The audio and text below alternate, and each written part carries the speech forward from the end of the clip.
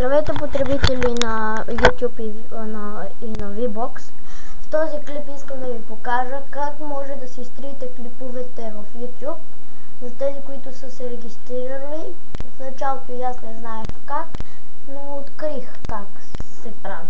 Така, след като сте влезли в YouTube, влизате в Video Manager и тук виждате, тук показва колко сте качили.